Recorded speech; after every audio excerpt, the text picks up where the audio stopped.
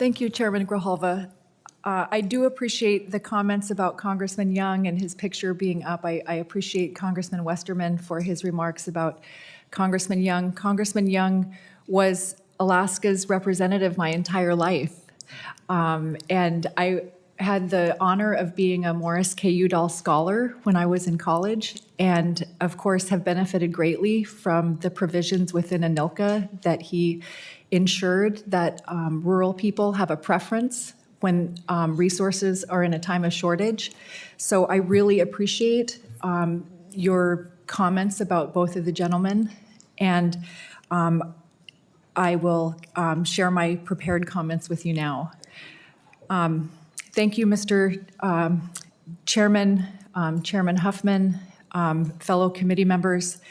I started fishing on the Kuskokwim River in our traditional way when I was 6 years old. I know that sounds far-fetched, but this was just a few years after the landmark Magnuson-Stevens Act became law.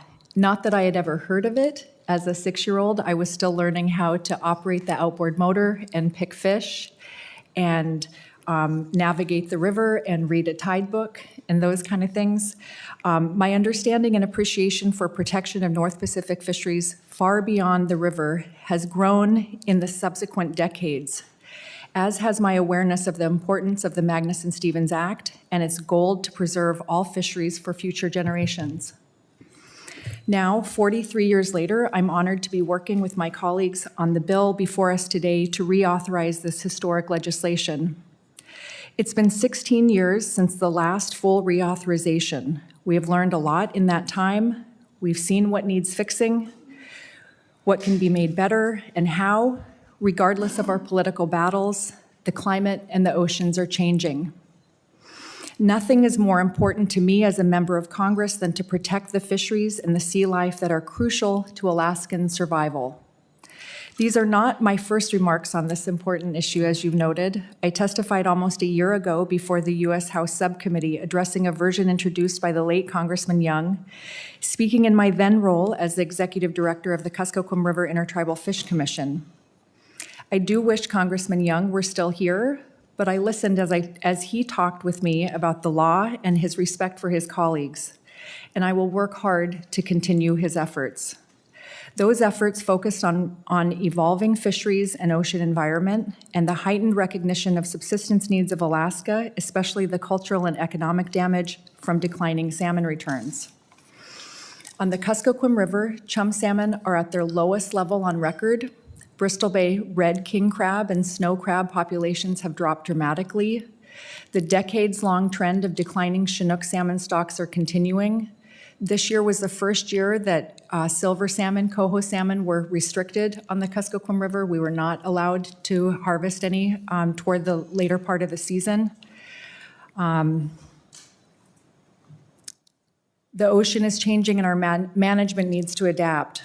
When I testified last year, my message was that the climate change poses a real and ongoing threat to our way of life and fisheries in Alaska, and the Magnuson-Stevens Act needs to acknowledge and deal with it. The Bering Sea is warming significantly faster than oceans in temperate zones. The Arctic is warming 2 to 3 times faster than the rest of the planet. H.R. 4690 before us today, Sustaining America's Fisheries for the Future Act, would amend the Magnuson-Stevens Act so that it better reflects the world we live in today. This legislation designates 2 seats on the Council for Alaska Natives so that we can always be at the table sharing our knowledge for the benefit of all users, subsistence, sport, and commercial. The bill before us today makes great progress towards limiting the wasteful problem of bycatch, the destructive practice that hurts Alaskans who need the fish for sustenance. Bycatch hurts future generations by damaging what should be a sustainable resource. H.R. 4690 is a solid start towards solving a complex problem. I'm talking with Alaskans to ensure I understand all the issues and pitfalls, reviewing Congressman Young's tireless efforts to improve the law, still thinking, drafting, and redrafting ideas to discuss with my colleagues as this bill moves through the process. I look forward to all of the good things we can accomplish, and I yield back.